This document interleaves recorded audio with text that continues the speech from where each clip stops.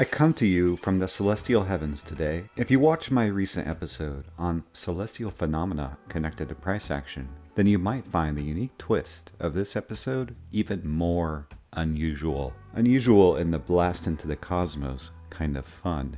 This episode started out innocently enough while I was researching the NMLS filings for the AMP token.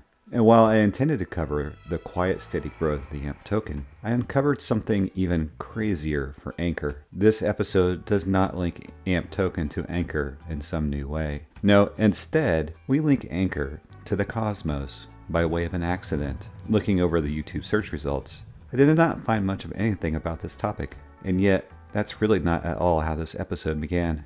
Here's how this one begins. Welcome to Unusual Due Diligence. I am your host, Poseidon, god of the sea. In this fresh episode, we take a high-level look at something called Cosmos, and I want to walk you through my process. It all began with the question, why are the Anchor token reserves dwindling at the exchange? Well, for starters, I am buying Anchor on a pretty consistent clip, and after today, you might too. In researching this question, I found myself on the CoinMarketCap website. Now, I have covered the CoinMarketCap in a past video when reviewing the CMC bug that made many people a trillionaire. So you see, at first I didn't think much of finding myself on the CoinMarketCap website until I noticed this little label underneath the market summary of Anchor. That label, it suggested that Anchor was part of some of the unusual and usual names. For example, Pantera Capital, Binance, Polygon, Polkadot, Celo, Cosmos. Wait a minute, Cosmos and Celo? I just covered Celo talking about the rise of RPC usage, but Cosmos too. What's happening here? Oh hey, tap that thumbs up button, it helps the channel, and if you haven't, consider subscribing. Who knows what'll happen next? Well, actually in this episode I can tell you exactly what happens next. See, if you proceed to the Anchor docs, you discover something quite interesting.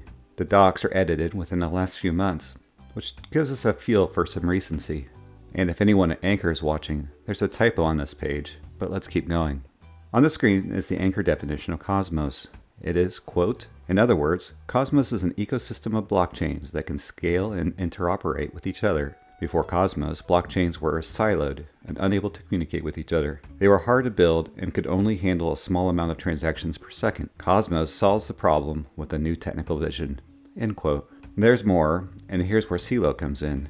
If you scroll down, you'll see as shown on the screen a link to this URL. https://explore.celo.org. And what is interesting about that URL is this validators tab. If you click on that, you will get going to one very interesting link. There's a list of validators, and what a list. There's names on here I've covered on the channel, from Certus 1 to Coinbase and beyond. So in the RPC video, now on Anchor, I mentioned that the dominant usage of the Anchor endpoint for Celo was South Korea, and that is still true as of this video. Over a 30-day window, the top requests are from South Korea, Germany, China, and Singapore. Now, before I postulated that South Korea is actively using Celo because of this website shown on the screen, but I could not quite explain Germany. Well, on the Twitter, you'll find what I show on the screen, which is a contest in Germany for up to 1 million Atom, which in current USD would be worth about 28 million or so.